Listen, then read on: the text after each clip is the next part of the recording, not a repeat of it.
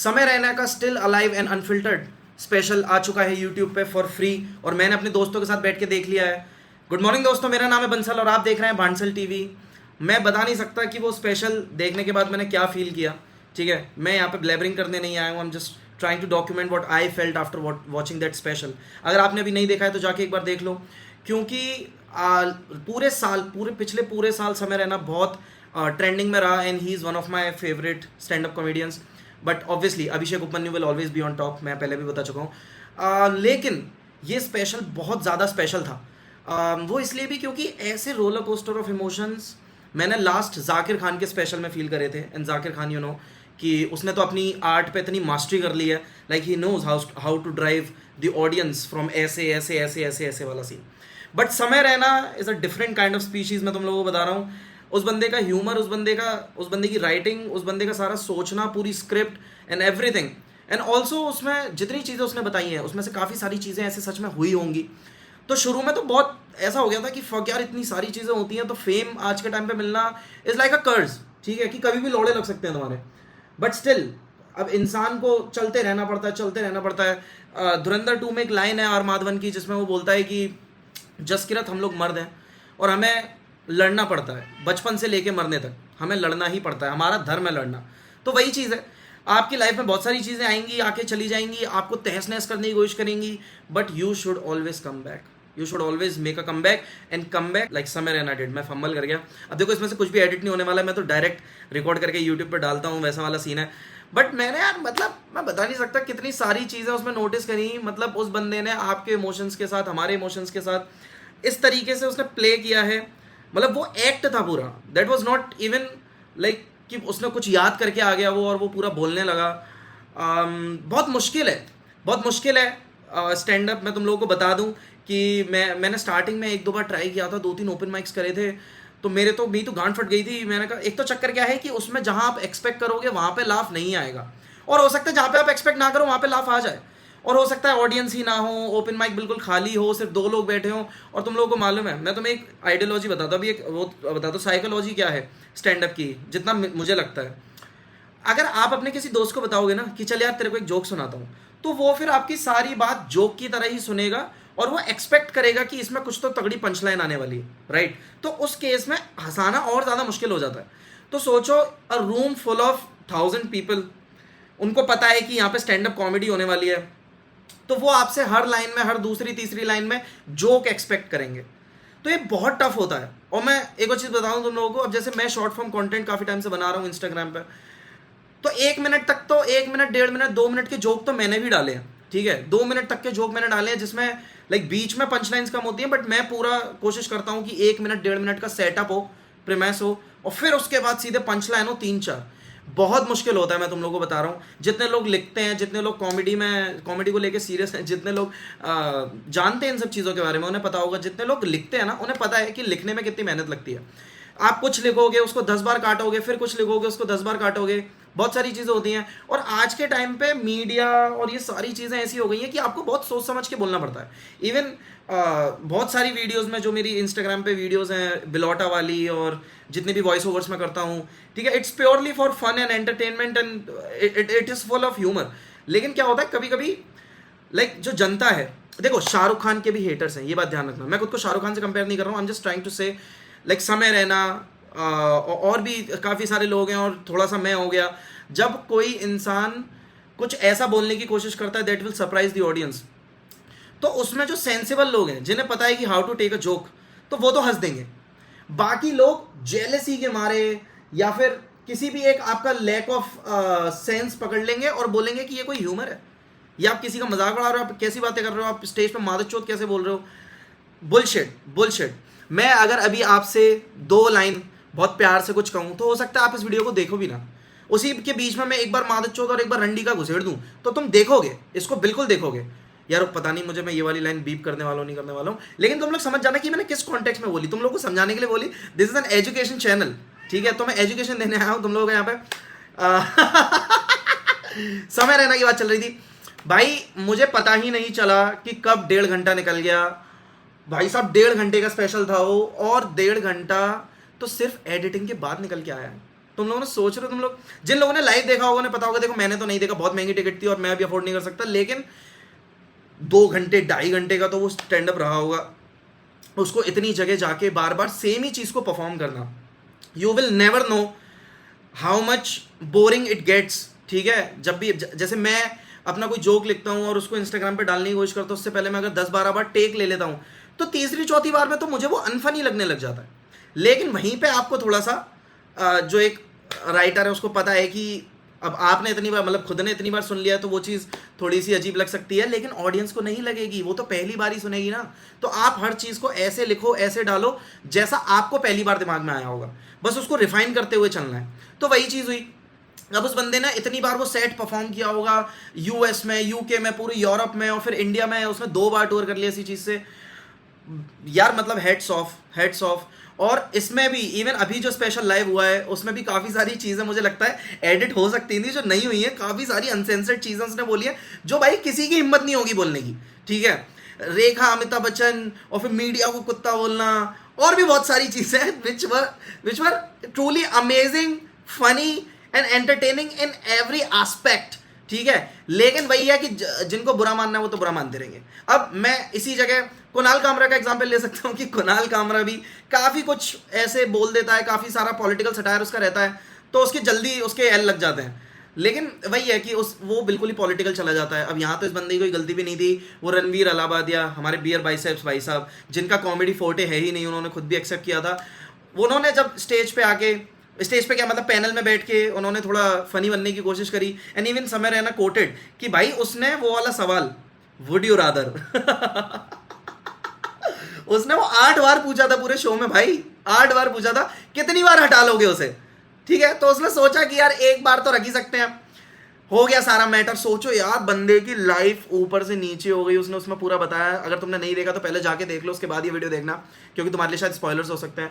But उस बंदे ने क्या क्या झेला यार, मेरे को तो आज भी लगता है जैसे कभी मेरे इंस्टा की रील्स में हेट कमेंट्स आ जाते हैं, although I don't care, I just ignore them. ठीक है, लेकिन चीज़ें जब घर तक पहुँच जाती हैं, लाइक आपके माँ बाप तक, आपके दोस्तों तक, ठीक है, और रणवीर अलाहाबादिया की मॉम के क्लिनिक पे लोग आ गए उनको धमकाने या फिर गुंडागर्दी करने, whatsoever it is so depressing, इतना बुरा लगता है यार। मतलब एक बार हुआ था ऐसे कि मेरी रील में किसी को कुछ पसंद नहीं आया होगा, तो उसने जैसे तैसे मेरे दोस्तों के अकाउंट ढूंढ के, मेरे घर वालों के अकाउंट ढूंढ के उनको मैसेज करने लग गया। कितनी बुलशिट बात है यार, ये कितनी बुलशिट बात है। How can you be accountable for something which was put on the internet for everyone, but only some of those are coming out and just cussing you so hard कि कैसे कर दिया तूने, कैसे कर दिया। मतलब अगर 150 करोड़ की पॉपुलेशन है, उसमें से अगर 150 लोगों को कोई बात बुरी लग गई, तो आप उस जगह बुरे हो गए पूरे 150 करोड़ लोगों के लिए, अनटिल अनलेस उसमें से काफी सारे सेंसिबल हो। समझ रहे हो तुम लोग कि अगर आज के टाइम पे इंटरनेट पे अगर आप किसी लड़की से कुछ उल्टा बोल दो, तो सबसे पहले आप ही दिखोगे, उस बंदी की कोई गलती नहीं दिखाई देगी, क्योंकि वो बंदी है। मतलब जस्ट सेइंग, क्योंकि ऐसा ही चलता है, अपने ऊपर मत लेना अगर कोई लड़की ये देख रही है तो। बट तुम लोगों को पता है कि यार लड़कों के लिए बहुत टफ हो गया है अभी चीज़ों को जस्टिफाई करना। लड़कियों के लिए भी है, लड़कियों को तो बहुत जल्दी हेट मिलता है इंटरनेट पे, अगर वो थोड़ा सा भी उनका ड्रेसिंग सेंस ऐसे वैसे हो, तो उसके लिए यू हैव माई कॉन्डोलेंसेज। लेकिन लड़कों के लिए बहुत मुश्किल हो गया है, क्योंकि यार एक तो हमारे पास शरीर नहीं है लड़कियों वाला, ठीक है, हमारे पास वो सामान नहीं है। दूसरा, टैलेंट की आज के टाइम पे कौन कदर कर रहा है?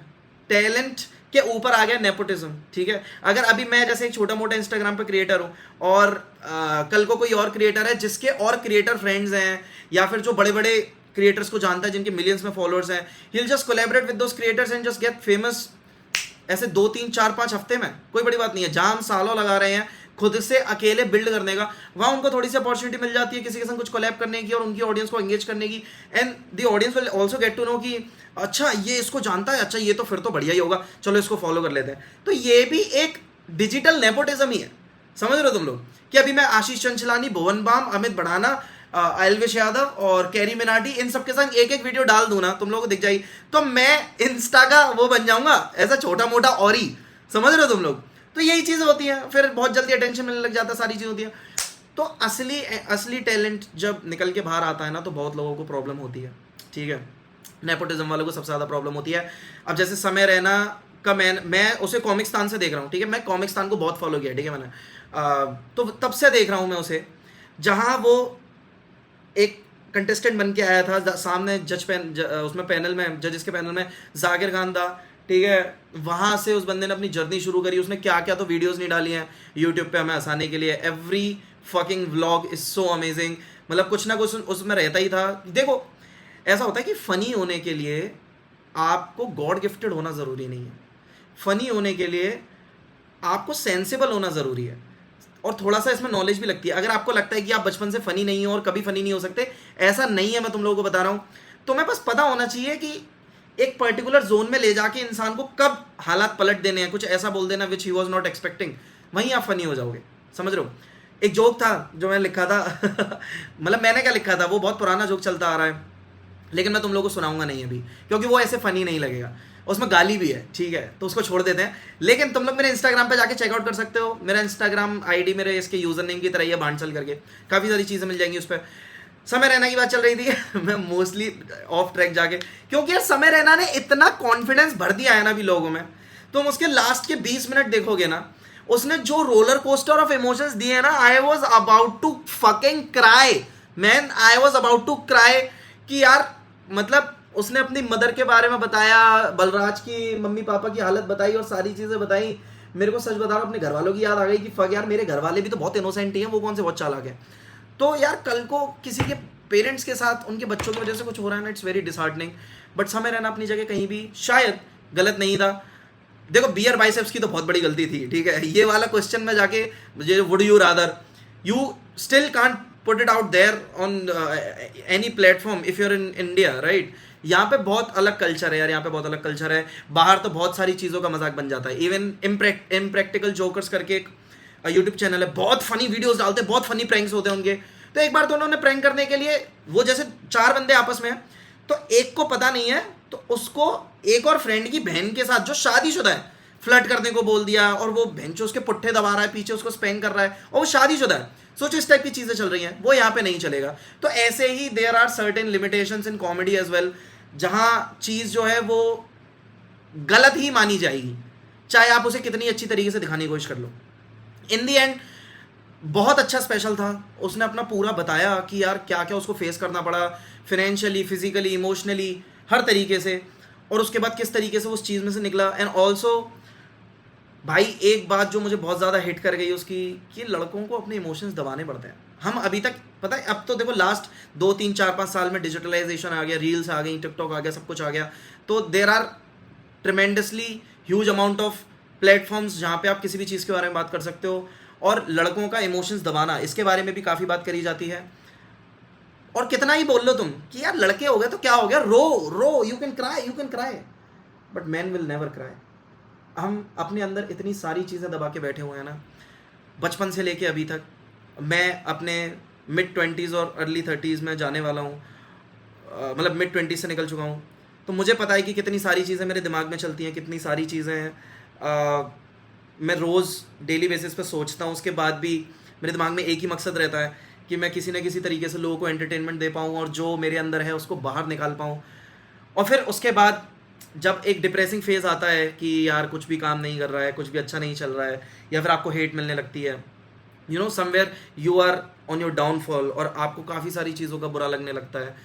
और कई बार ऐसा होता है कि आप अपने माँ बाप से भी चीज़ें शेयर नहीं कर सकते, अपने दोस्तों से नहीं कर सकते, because nobody will get to know कि आप क्या फील कर रहे हो, क्योंकि वो उस पोजीशन पे नहीं है।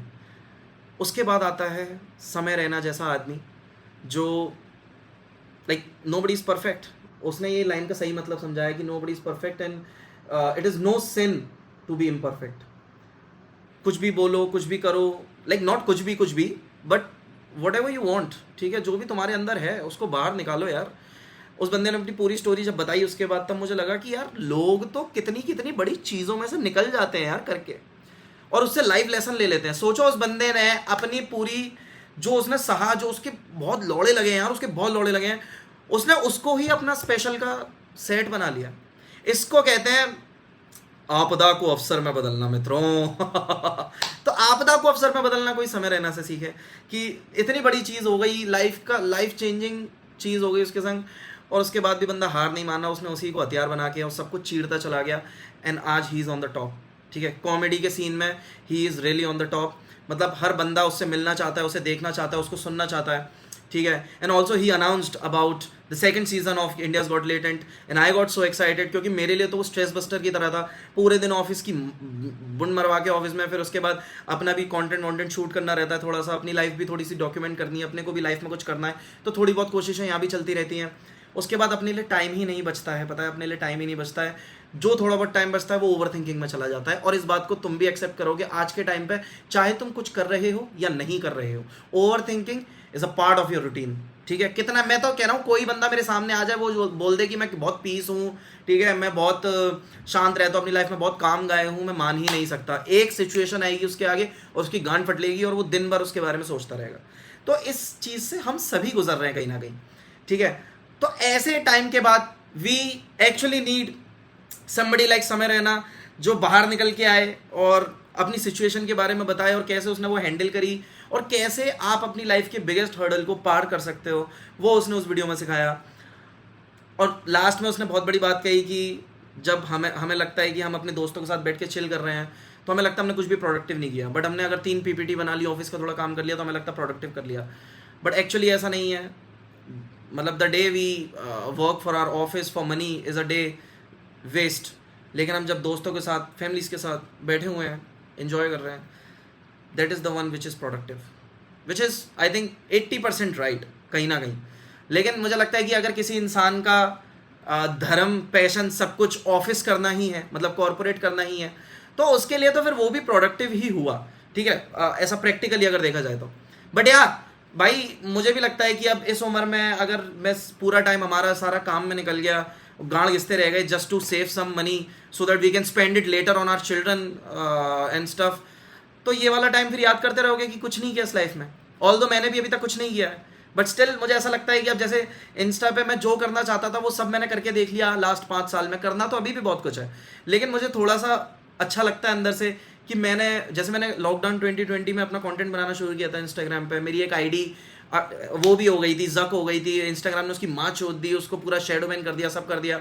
उसके बाद मैं हार नहीं मानी, मैं दूसरा अकाउंट बनाया, उस पर लगा रहा डेली एक वीडियो। मेरे अकाउंट पे इस समय 1300 पोस्ट हैं और 500 आर्काइव्ड पोस्ट हैं, 200 तो उसमें डिलीटेड पोस्ट होंगे, तो सब कुछ मिला के 2000 से ऊपर पोस्टिंग्स मैं अभी तक कर चुका हूँ।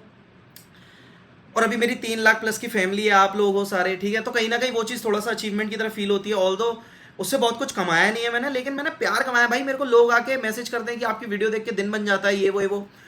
It is actually something which I will cherish आगे चल के। और मैं इतना कॉन्फिडेंट हो गया हूँ अभी समय रैना का स्टिल अलाइव देखने के बाद कि मैं रुकने नहीं वाला, मुझे नहीं रुकना, मैं रुकना ही नहीं चाहता। अब अगर मैं जैसे किसी पॉइंट पे आ भी जाऊंगा ना, जो मैं आता रहता हूँ कई बार, ये वाला पॉइंट आता है कि यार अब सब छोड़ देता हूँ, छोड़ो यार, कॉर्पोरेट ही कर लेता हूँ। हम लोगों की डेस्टिनी, हम मिडिल क्लास वाले बने ही जॉब के लिए हैं, हम लोग गांड घिसेंगे तभी तो ये CEO टाइप के लेवल के लोग पैसा कमाएंगे और उनके बच्चे अपनी लाइफ में अपना पैशन फॉलो कर पाएंगे, यही तो बात है। लेकिन नहीं, कितनी ही जान लगानी पड़े, कितना ही कुछ करना पड़े, but I won't stop. Just keep your self hydrated. और समय रैना का स्टिल अलाइव देखो यार, जाके देखो।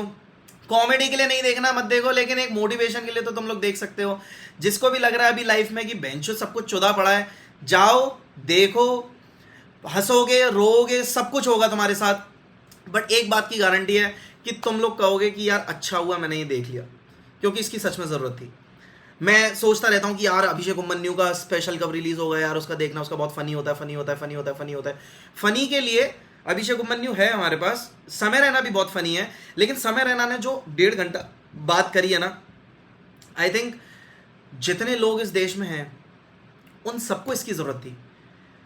मतलब बच्चों को, बूढ़ों को, औरत को, आदमी को, सबको इसकी ज़रूरत थी, ठीक है। मतलब बहुत कम ऐसे लोग होंगे जो शायद, मतलब बहुत कम क्या, एक बहुत particular part of this population is watching stand up as their entertainment source. लेकिन ये जो समय रहने का स्टिल अलाइव है, इट इज़ लाइक, कैसे, मतलब मैं एनालॉजी कैसे बैठाऊँ इस चीज़ की। It is like 3 Idiots bro, it is like 3 Idiots only. 3 Idiots में भी पूरा एंटरटेनमेंट था, कॉमेडी था, लाफ थी, सब कुछ था, लेकिन उसके बाद भी उसने हमें इमोशनल किया, हमें मोटिवेट किया। पावर पैक फिल्म जिसे कहते हैं, ऐसे ही पावर पैक पैकेज एक पूरा स्टैंड अप का, जिसमें सब कुछ है, लाइक सब कुछ है, drama, emotions, acting, comedy, laughter, रोना, कॉन्फिडेंस, मोटिवेशन, डीमोटिवेशन, सब कुछ है। फकिंग हेल यार, क्रेजी क्रेजी भाई, ऐसे वाला क्रेजी है।